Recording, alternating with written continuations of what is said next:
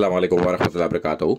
आज हम बात करेंगे मुआविया बिन सुफियान के हवाले से और रद्द करेंगे उन खवारिज का जो अहले हदीस फ़िरक़े के अंदर नासबियत का लिबादा ओढ़े हुए छुपे हुए हैं और इन्होंने इस पूरे फ़िरक़े को हाईजैक कर लिया है।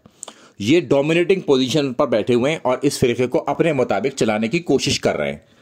अब इनको असल अहले हदीस से अलग कैसे किया जाए वो मैं आपको तरीक़ा बताता हूँ कि अहले हदीस के जो सलफ़ हैं वो हैं मोहम्मद बिन अब्दुल वहाब साहब और उनके अपने घर से यानी कि उनके अपने बेटे शेख अब्दुल्ला मुआविया बिन सुफियान के हवाले से क्या लिखते हैं वो मैं आपको बताता हूँ। जब आप उनको ये बात बताएंगे तो फिर वो आपकी ये बात नहीं मानेंगे, क्योंकि अहले हदीस तो अपने सलफ़ की बात मानेंगे। जो अहले हदीस के अंदर खवारिज नासबियत का लिबादा ओढ़े छुपे हुए हैं वो नहीं मानेंगे। तो आप अहले हदीस से उन खवारिज को आसानी से अलग कर पाएंगे इसकी मदद से। तो आप उन्हें बताइए कि मुआविया बिन सुफियान के हवाले से वो क्या कहते हैं। वो कहते हैं कि मुआविया ने अहले शाम समीत मौला अली अलैहिस्सलाम की बैत नहीं की, फिर इनकी सिर्फ मुखालफत ही नहीं की बल्कि इन पर कत्ल उस्मान में मददगार होने का और इनकी रजामंदी थी कि हज़रत उस्मान को कत्ल कर दिया जाए। इसका इल्ज़ाम धर दिया मौला अली अलैहिस्सलाम पर, मगर अल्लाह ने मौला अली अलैहिस्सलाम को इससे बचा लिया। बचाने वाला कौन है? अल्लाह। और उन्होंने इन खवारिज की नासबियों की चूलें खोल दी यहाँ से, जो इन्होंने मौला अली अलैहिस्सलाम पर हमला किया था। और खुद ही इन्होंने कहा कि अल्लाह ने उनको बचा लिया। एक बात जो कत्ल उस्मान का जो इशारों किनारों में ये खवारिज हज़रत अली के ऊपर इल्ज़ाम लगाते हैं, उसका रद्द खुद अहले हदीस के सलफ़ ने कर रखा है। अब हम आगे चलते हैं हदीस अम्मार की तरफ। अगर आप आज मुआविया बिन सुफियान को बागी करार देते हैं तो फ़ौरन खवारिज जो नासबियत का लिबादा ओढ़े हुए अहले सुन्नत में छुपे हुए वो फ़ौरन आपको कहेंगे कि तुम राफ़ज़ी शिया हो। तो क्या ये अपने बुजुर्गों पर भी यही इल्ज़ाम लगाएंगे जो इनके बुजुर्गों ने लिखा है? क्योंकि ये तो अल्लाह के रसूल सल्लल्लाहु अलैहि वसल्लम की हदीस है और मुख्तलिफ मौक़ों पर अल्लाह के रसूल सल्लल्लाहु अलैहि वसल्लम ने ये बयान की। ये हदीस मुतवातिर है कि अम्मार को एक बागी जमात कत्ल करेगी, अम्मार तो उन्हें जन्नत की तरफ बुलाएगा और वो जमात जहन्नम की तरफ बुलाने वाली होगी। सही बुखारी 2812। मगर क्योंकि ये अहले हदीस नहीं है तो हदीस की बात तो ये मानेंगे ही नहीं। अब उसकी आगे से तावील करते हैं। तावील भी इसलिए करते हैं क्योंकि अहले हदीस के अंदर छुपे हुए ना खवारिज हैं जो नासबियत का लिबादा तो ओढ़े हुए हैं मगर असल में ये खवारिज हैं। तो वो लिखते हैं कि जब हज़रत अम्मार रज़ी अल्लाह तआला अन्हु शहीद हो गए तो अमर बिन अल आस ने और उनके साथ दीगर लोगों ने भी लड़ाई को छोड़ दिया। फिर मुआविया बिन सुफियान ने उनसे पूछा इस हवाले से कि तुमने लड़ाई को क्यों छोड़ दिया, तो उन्होंने बताया कि हमने हज़रत अम्मार रज़ी अल्लाह तआला अन्हु को कत्ल कर दिया।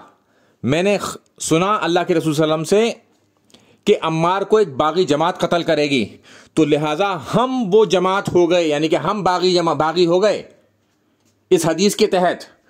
तो मुआविया बिन सुफियान ने उन्हें पलट कर जवाब दिया कि तू अपने ही पेशाब में फिसलता है ऊंट की तरह। क्या हमने कत्ल किया है अम्मार को?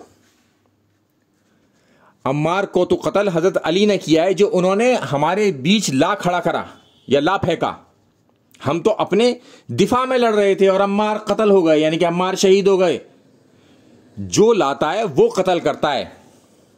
ये बात जब अल्लाह के रसूल सल्लल्लाहु अलैहि वसल्लम के खलीफा राशिद मौला अलैहिस्सलाम तक पहुंची तो उन्होंने कहा कि माज़अल्लाह,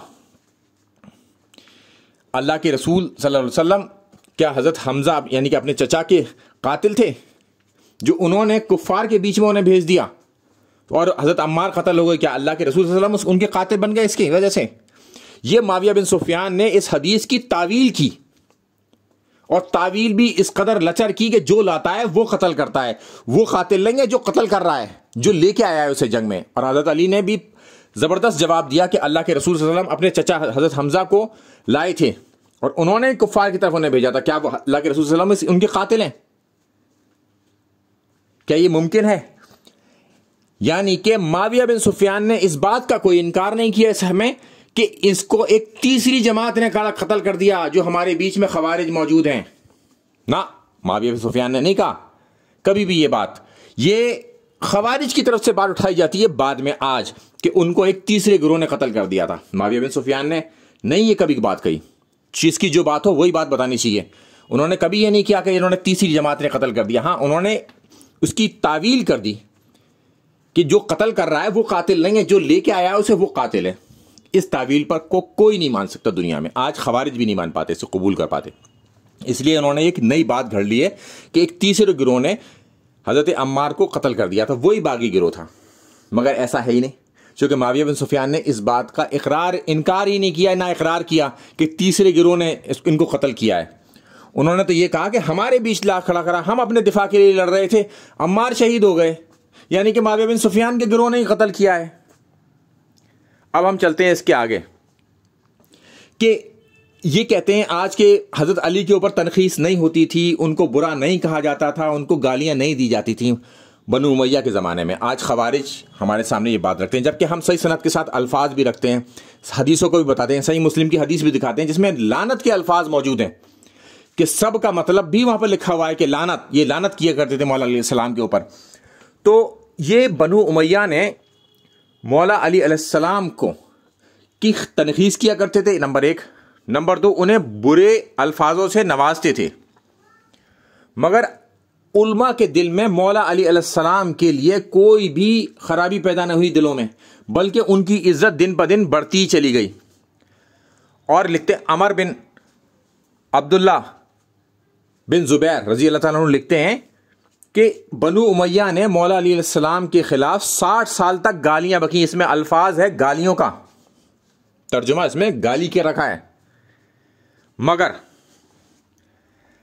मौला अली अलैहिस्सलाम का कुछ ना बिगाड़ सके, बल्कि उनकी शान में पहले से भी ज्यादा इजाफा हुआ। यानी कि लोग अब समझ चुके थे इन आले उमैया की चाल को कि हजरत अली को पर इन्होंने कितने जुल्म ज्यादती करी, और आज ये लोग उनको गालियां दे रहे हैं।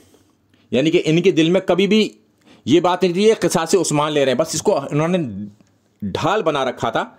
मगर इनके दिलों में ये बात नहीं थी, क्योंकि मुआविया बिन सुफियान ने कभी किसी भी शख्स के ऊपर कत्ल उस्मान का मुकदमा ही नहीं चलाया। जब उनके पास 20 साल हुकूमत रही, तब किसी के साथ भी, जब हजरत उस्मान की बेटी ने भी उनसे कहा कि अपने वालिद के कातिलीन से बदला लेने के लिए, तो उन्होंने कहा कि चुप होकर घर बैठ जा, बस तू इस बात में खुश नहीं है कि तू अमीरुल मोमिनीन की बेटी कहलाए। मुआविया बिन सुफियान ने कभी किसी के ऊपर कोई मुकदमा नहीं चलाया इस हवाले से। तो फिर वो लिखते हैं उसके आगे कि दीन ने एक इमारत खड़ी की जिसे दुनिया ने गिरा दिया। दुनिया कुछ ना बना सकी, मगर कुछ जो बना हुआ था उसे भी बिगाड़ दिया। यानी कि मौला अली सलाम के साथ क़िताल करने के बाद इन लोगों ने दीन के पर खच्चे उड़ा दिए। मौला अली सलाम तो उसको बनाने की कोशिश कर रहे थे, समेट रहे थे, मगर इन्होंने इसको बिगाड़ कर रख दिया। क्योंकि मुआविया बिन सुफियान के पास 20 साल तक ऑलमोस्ट हुकूमत रही, और इन्होंने अपने बाद अपने बेटे को बनाया। फिर आले उमैया के पास गवर्नमेंट रही है पूरी, फिर आले अब्बास आ गए। इन्होंने कभी भी खिलाफत राशिदा कायम नहीं होने दी, क्योंकि अल्लाह के रसूल सल्लल्लाहु अलैहि वसल्लम ने फरमाया था कि मेरे 30 साल बाद तक खिलाफत राशिदा रहेगी, उसके बाद आएगी काट खाने वाली मुलूकियत। तो 30 साल के 5 खलीफा राशिद हैं, हज़रत अबू बकर, हज़रत उमर, हज़रत उस्मान, हज़रत अली और हज़रत हसन। और मुआविया बिन सुफियान 30 साल के बाद आने वाले काट खाने वाले मुलूक थे। और इन्होंने फिर वो करके भी दिखाया दुनिया के सामने। और इन्होंने मिंबरों पर से मौला अली अलैहिस्सलाम के ऊपर गालियां बकवाई, जिसका ये मतलब आज सब कहते हैं। सब का मतलब आप कुछ भी निकाल लीजिए, सही मुस्लिम में अल्फाज मौजूद है लानत के। वो तमाम ये सारे रेफरेंस जो मैंने दिए हैं बाद में इस इबारत के साथ, वो सब के सब आपको लगा दिए जाएंगे डिस्क्रिप्शन बॉक्स में। जिसको शौक हो वो वहां से देख ले। अस्सलाम वालेकुम वरहमतुल्लाहि वबरकातुहू।